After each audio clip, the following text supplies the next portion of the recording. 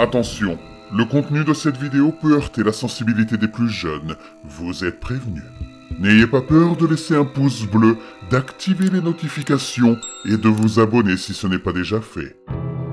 Je travaille de nuit à la bibliothèque universitaire. Il y a des règles étranges à respecter. Avez-vous déjà lu une histoire d'horreur qui vous semblait trop réelle? Une histoire qui ne vous a pas seulement effrayé, mais qui vous a aussi fait vous demander si vous n'aviez pas, d'une certaine manière, invité quelque chose dans votre vie simplement en la lisant. J'adore les histoires d'horreur.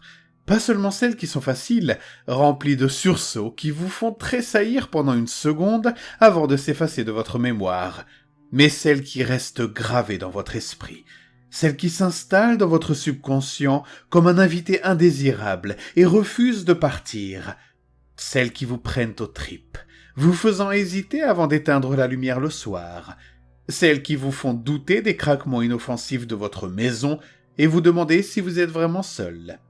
Alors, quand mon université a annoncé un programme d'études après les heures d'ouverture à l'ancienne bibliothèque, je me suis inscrit sans hésiter. Il ne s'agissait pas seulement d'avoir un endroit calme pour lire, j'avais déjà cela. C'était différent.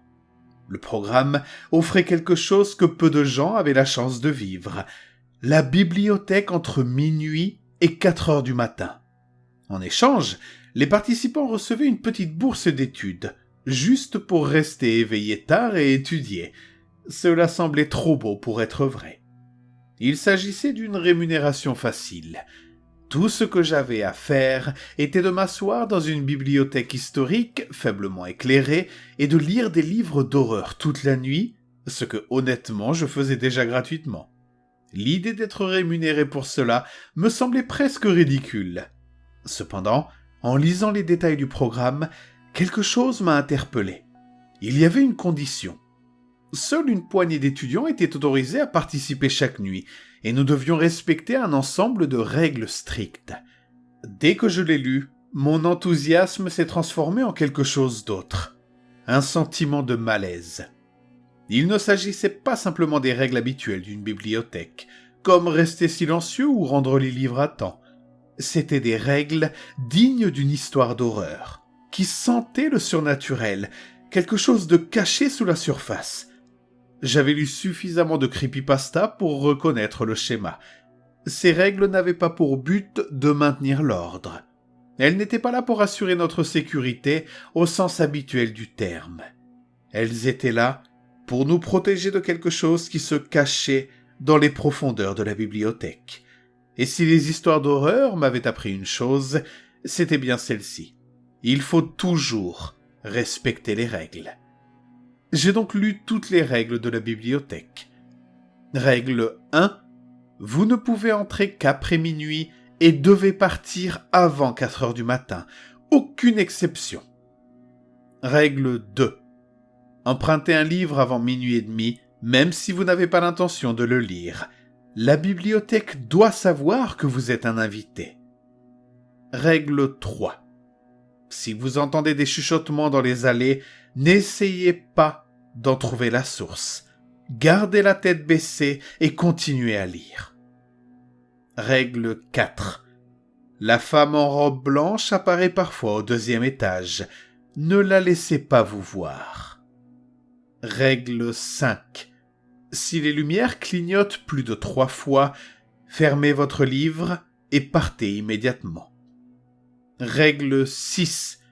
À 2h45 précises, la bibliothèque devient silencieuse.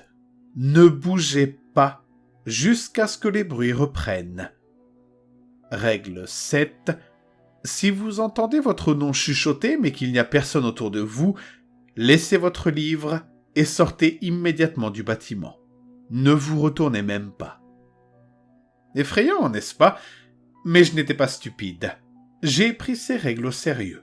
Et avec le recul, c'est probablement la seule raison pour laquelle j'ai survécu à cette nuit. Je suis arrivé à la bibliothèque à 23h55 précise. L'air extérieur était vif, mais lorsque j'ai franchi les lourdes portes en bois, une chaleur étrange m'a enveloppé, comme si le bâtiment nous attendait. Mon sac à dos contenait tout ce dont j'avais besoin. Des cahiers de brouillon, quelques stylos, une bouteille d'eau, des collations et au cas où une lampe de poche. La bibliothèque était presque vide. Seule une poignée d'étudiants était dispersée ici et là. L'air était aussi méfiant que moi. Madame Dawson, la bibliothécaire, était assise derrière le comptoir d'accueil.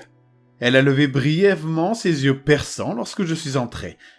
C'était une femme d'une 50aine d'années, aux cheveux gris acier tirés en un chignon serré et au visage qui semblait figé dans un froncement de sourcils permanent. Elle n'a pas dit un mot lorsque je me suis inscrit, se contentant d'acquiescer légèrement avant de retourner à sa lecture. À minuit 10 exactement, je me suis dirigé vers le comptoir et j'ai emprunté un livre. C'était un recueil d'histoires d'horreur, une collection de nouvelles inquiétantes. Cela me semblait approprié pour la nuit, et peut-être, d'une manière un peu tordue, réconfortant. Madame Dawson a pris le livre, l'a tamponné sans un mot, et me l'a rendu en le faisant glisser sur le comptoir. À minuit et demi, je m'étais installé dans un coin au rez-de-chaussée, loin de la salle d'études principale, mais suffisamment près d'une lampe de lecture pour ne pas avoir à compter sur la faible lumière du plafond de la bibliothèque. L'endroit était silencieux, à part le froissement occasionnel des pages et le léger grattement des stylos sur les cahiers. Pendant la première heure, tout semblait normal. C'était presque décevant même. J'ai lu quelques pages, pris des notes, et je me suis laissé emporter par le récit étrange du livre. L'atmosphère était pesante, certes, mais il ne se passait rien. La bibliothèque n'était au final qu'une bibliothèque. Mais à 1h15 du matin, les chuchotements ont commencé. Au début, j'ai cru que je les avais imaginés. Un murmure doux, à peine audible, flottant entre les étagères. Une illusion de mon cerveau fatigué. Mais ensuite, je les ai entendus à nouveau. Plus près cette fois-ci. En fait, ce que j'ai entendu, c'était une voix. Basse, faible, comme si quelqu'un se tenait juste derrière les rangées de livres, chuchotant dans l'obscurité. J'ai gardé la tête baissée, comme la règle le veut, et j'ai continué à lire. Parce que, voyez-vous, j'avais suivi les règles, et je n'allais pas m'arrêter maintenant. Au début, j'ai essayé de rationaliser cela. Peut-être était-ce simplement le vent qui soufflait à travers les vieilles étagères en bois, serpentant dans les allées étroites comme un souffle d'air dans une tombe antique. Mais ensuite, j'ai compris. Il n'y avait pas de vent à l'intérieur de la bibliothèque. Les fenêtres étaient fermées hermétiquement, et les portes massives n'avaient pas été ouvertes depuis que j'étais entré. Les voix ne provenaient pas du bâtiment. Elles venaient de l'obscurité. Elles étaient douces au début, un murmure à peine audible, se frayant un chemin entre les étagères comme un secret chuchoté juste hors de ma portée. Je serrai mon livre plus fort, mes doigts s'enfonçant dans les pages usées. Et je me rappelais de la règle 3. Si vous entendez des chuchotements dans les allées, n'essayez pas d'en trouver la source. Gardez la tête baissée et continuez à lire. C'est ce que j'ai fait. Je me suis forcé à me concentrer sur les mots devant moi, même s'ils se confondaient en un fouillis illisible. Ma respiration me semblait trop bruyante. Mon pouls battait dans mes oreilles, couvrant les chuchotements, mais seulement pendant un instant. Parce que, voyez-vous, les chuchotements devenaient de plus en plus forts. Ce qui avait commencé comme un murmure lointain et inintelligible ressemblait désormais à une conversation à part entière, juste hors de portée, juste derrière les étagères. Les voix s'entremêlaient, se chevauchaient dans des tons étouffés, urgents et insistants. Et puis, une pause. Un moment de silence suffocant avant que je n'entende mon propre nom. Pas dans les chuchotements, à l'étage. Mon estomac se noua si fort que j'eus l'impression que de la glace s'était formée dans mes entrailles. Et là, je me rappelai de la règle 7. Si vous entendez votre nom chuchoter, mais qu'il n'y a personne autour de vous, posez votre livre et quittez le bâtiment. Ne vous retournez pas. Tous les muscles de mon corps se crispèrent. L'air semblait épais, suffocant, comme si les murs même de la bibliothèque retenaient leur souffle.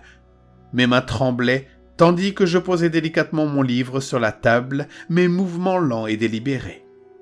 Je n'allais pas être l'idiot d'un film d'horreur qui ignore les signes avant-coureurs. J'avais suivi les règles, j'avais tout fait correctement. Et maintenant, je m'enfuyais. D'un pas mesuré, j'ai attrapé mon sac et je me suis dirigé vers la sortie.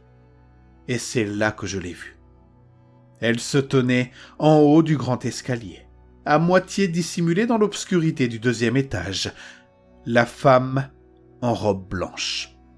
Sa robe était démodée, du genre de celle que l'on voit sur les photos centenaires. Le tissu délicat est drapé autour d'elle, comme si elle venait de sortir d'une autre époque. Ses longs cheveux noirs tombaient sur son visage, tel un rideau cachant ce qui se trouvait en dessous. Elle ne bougeait pas. Elle ne respirait pas, et elle bloquait la seule issue. Ma gorge s'est asséchée. Règle numéro 4, la femme en robe blanche apparaît parfois au 2e étage. Ne la laissez pas vous voir, disait la règle. Je me suis forcé à rester complètement immobile, mon cœur battant si fort que j'avais l'impression qu'il allait me briser les côtes. Peut-être qu'elle ne m'avait pas encore remarqué. Peut-être que si je reculais lentement, je pourrais me glisser dans l'ombre avant qu'elle ne me voie. Avant même que je n'ai fini ma pensée, elle a relevé la tête brusquement. Un mouvement sec et saccadé, anormal et étrange, comme si une force invisible avait attiré son regard vers moi. Je vis son visage pendant une fraction de seconde avant que mon instinct ne prenne le dessus et que je ne m'enfuis. Ses yeux étaient vides, des vides noirs là où ils auraient dû être. Et sa bouche était trop large, étirée en un sourire anormal, comme si sa peau avait été tirée et déchirée pour faire place à quelque chose qui n'aurait pas dû exister. Et elle m'aperçut. Je n'ai pas arrêté de courir avant d'être de retour à ma place. Mes jambes étaient faibles, mes poumons me brûlaient à cause de ce sprint soudain, mais je m'en fichais. Je me suis effondré sur ma chaise, les mains agrippées au bord de la table si fort que mes jointures étaient devenues blanches. J'ai remonté ma capuche, m'enfonçant dans son tissu comme si elle pouvait me protéger de ce qui venait de se passer. Ma respiration était saccadée, irrégulière, mais je me suis forcé à rester silencieux. Si je faisais du bruit, si je bougeais trop, reviendrait-elle ? J'avais suivi les règles, et pourtant, quelque chose m'avait vu. Une peur froide et rampante s'installa dans ma poitrine, plus lourde qu'auparavant. Je serrai les mâchoires, essayant de me concentrer sur la seule chose qui me permettait de garder les pieds sur terre. Le tic-tac lent et régulier de l'horloge accrochée au mur de la bibliothèque. Chaque seconde qui passait semblait s'étirer, s'éterniser, comme si le temps lui-même hésitait, ne sachant pas s'il devait avancer. Les minutes s'écoulèrent. Puis, à 2h45 précisément, tout changea. La bibliothèque est devenue silencieuse. Pas un silence normal, pas le calme d'une pièce vide ou le silence d'une session d'études tardive. Quelque chose n'allait pas. C'était comme si tout le bâtiment avait été aspiré par un vide. Le faible bourdonnement des lumières au plafond avait disparu. Les légers craquements des étagères en bois, le bruissement subtil du papier, tout avait disparu. Même le tic-tac de l'horloge, la seule chose qui me permettait de garder les pieds sur terre, s'était complètement arrêté. Je retenais mon souffle. Même ma propre respiration semblait étouffée, comme si le silence pesait sur mes poumons, étouffant chaque son avant qu'il ne puisse s'échapper. Je me suis souvenu de la règle numéro 6. À 2h45 précise, la bibliothèque deviendra silencieuse. Ne bougez pas jusqu'à ce que les sons reviennent. Je suis donc resté là, parfaitement immobile. Les secondes se sont transformées en minutes. Ou peut-être était-ce simplement mon esprit qui me jouait des tours. Il était impossible de savoir combien de temps s'était écoulé. Le silence semblait infini, s'étendant dans toutes les directions, m'enveloppant comme une chose vivante. Puis, un bruit. Pas un murmure, pas un pas. Quelque chose qui traînait sur le sol. Lentement, délibérément. Un bruit sourd, comme si quelque chose de lourd était traîné sur le sol. Mon corps s'est raidi. Le bruit n'était pas aléatoire, il n'était pas lointain, il venait du 2e étage. « Ne bouge pas, ne bouge pas, ne bouge pas !» Ces mots se répétaient dans ma tête comme une prière désespérée. Le bruit de frottement continuait lentement, méthodiquement. Il se rapprochait, rampant dans les allées invisibles au-dessus de moi. Et puis, l'escalier. Le mouvement lent et grinçant changea, devenant plus lourd, plus fort. Il descendait. Je serrai les poings si fort que mes ongles s'enfoncèrent dans mes paumes. La douleur aiguë à peine perceptible à travers la terreur pure qui envahissait mon corps. Mon pouls battait dans mes oreilles, mais je ne bougeais pas. Il atteignit le 1er étage. Le bruit de traînée était maintenant derrière moi. Si proche. Je fermai les yeux, tous les muscles de mon corps me suppliant de courir, de me précipiter vers la porte et de ne jamais me retourner. Mais je ne pouvais pas. Je savais que je ne pouvais pas. Le bruit s'arrêta. Pendant un instant, il n'y eut plus rien. Seulement un silence écrasant et suffocant qui pesait sur moi. Puis, une voix, tout près de mon oreille. « Je te vois. » Un souffle froid effleura ma peau, me donnant un violent frisson dans le dos. Mon esprit eut à peine le temps d'assimiler ces mots avant que le bruit revint. Le tic-tac de l'horloge, le bruissement des pages, le bourdonnement lointain des lumières du plafond. Les sons revinrent tous en même temps, comme si le monde s'était soudainement rappelé qu'il était censé exister. Le silence écrasant avait disparu, remplacé par les bruits familiers de la bibliothèque, subtils, ordinaires, humains. Je haletais, aspirant l'air comme si j'avais été en train de me noyer. Tout mon corps tremblait, mes mains étaient moites de sueur, mon pouls battait si fort que cela me faisait mal. Je pouvais encore sentir le murmure contre mon oreille, le fantôme de cette voix qui persistait dans mon esprit comme une marque brûlée dans ma mémoire. J'avais suivi les règles, j'avais tout fait correctement, et pourtant, quelque chose m'avait vu. Je n'allais pas rester là à attendre de voir ce qui allait se passer. Au diable 4 heures du matin, au diable la bourse d'étudiant, au diable tout! J'ai attrapé mon sac avec des mains tremblantes, mes doigts tâtonnant sur les sangles. Ma chaise a raclé le sol lorsque je me suis levé trop vite, trop bruyamment, mais je m'en fichais. J'ai laissé le livre derrière moi, pas le temps de le rendre, pas le temps de réfléchir. J'ai juste couru. À travers les rangées de livres, devant le grand escalier, les yeux rivés devant moi sans jamais me retourner.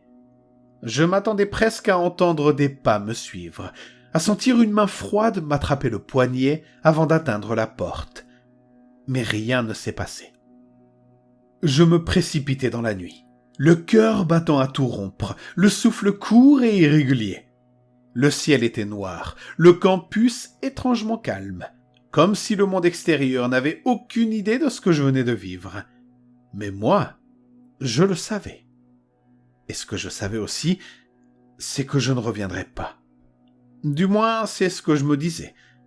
Le lendemain soir, je me suis retrouvé devant les portes de la bibliothèque. Je n'avais pas prévu d'y retourner. Chaque partie rationnelle de mon cerveau me disait de rester loin de là. Mais quelque chose m'attirait. La curiosité, la peur, ou peut-être simplement le besoin de comprendre ce qui s'était passé. Madame Dawson était à l'accueil comme toujours. Elle ne m'a pas demandé pourquoi j'étais parti plus tôt. Elle ne m'a pas demandé si j'allais bien. Elle m'a simplement regardé, ses yeux perçants, scrutant mon visage comme si elle cherchait quelque chose, un signe, une confirmation que je savais maintenant. « Tu as suivi les règles », a-t-elle dit. Ce n'était pas une question. C'était une affirmation, un fait. J'ai dégluti et j'ai hoché la tête. Elle a soupiré, comme si elle s'était attendue à ce que j'échoue. Puis, sans un mot, elle a fait glisser une nouvelle copie de la feuille des règles sur le comptoir. « Bien », a-t-elle murmuré, d'une voix plus douce cette fois. Mais la prochaine fois, elle a tapoté le papier du bout du doigt, son regard croisant le mien. « tu devrais t'asseoir plus près de la sortie.